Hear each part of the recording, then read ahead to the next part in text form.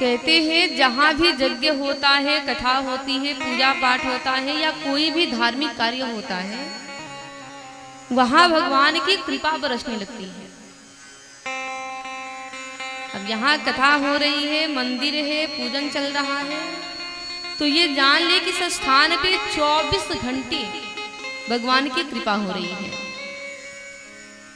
और हम आप कहाँ बैठे हैं?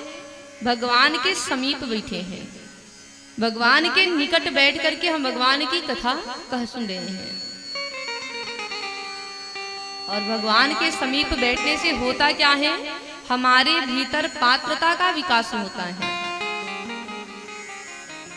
भगवान की कृपा हर इंसान पे होती है, बराबर होती है, लेकिन जिस इंसान में पात्रता है, ग्रहण करने की शक्ति है, ये जान लेना कि भगवान की कृपा को वही पाता है।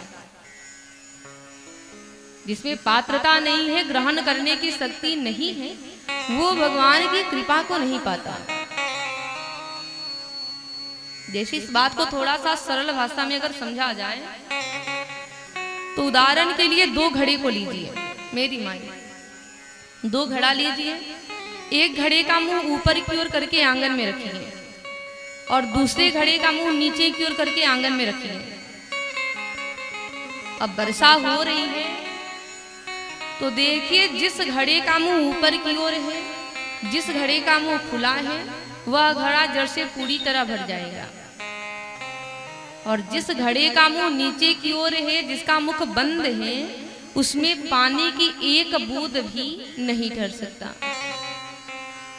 लेकिन वर्षा हुई दोनों घड़ों पर हुई, दोनों घड़ों पर समान रूप से हुई, लेकिन जिसमें पात्रता है वो जल से भर गया और जिसमें पात्रता नहीं है उसमें पानी की एक बूंद भी नहीं गया।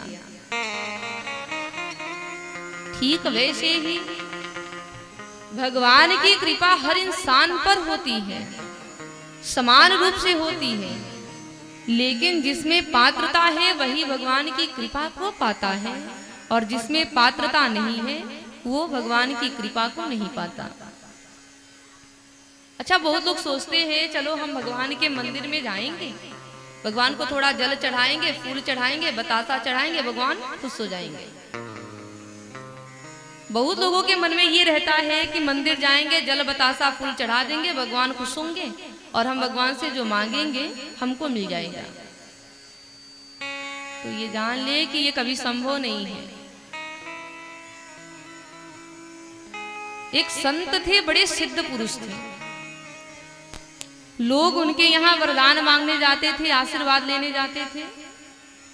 अब एक बार एक स्त्री भी संतान प्राप्ति होने का वरदान मांगने गई। अब संत ने क्या किया कि उस स्त्री को थोड़ा सा भुना हुआ चना खाने को दे दिया। अब स्त्री बैठ करके चने खाने लगी। देखिए, कुछ छोटे छोटे बच्चे उधर खेल रहे थे।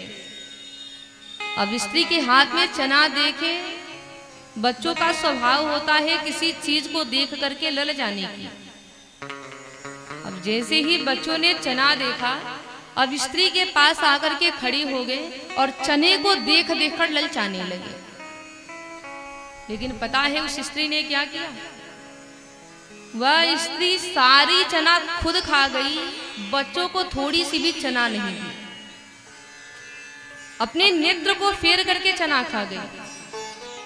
और देखिए, जब स्त्री को जाने का समय हुआ तो संत के यहाँ विदा मांगने गई, तो संत कहने लगे कि जब तू बच्चे को थोड़ी सी चना देने तक की उदारता न दिखा सकी, तो भगवान तुम्हें 20 कीमती बच्चा मुफ्त में कैसे दे सकता है।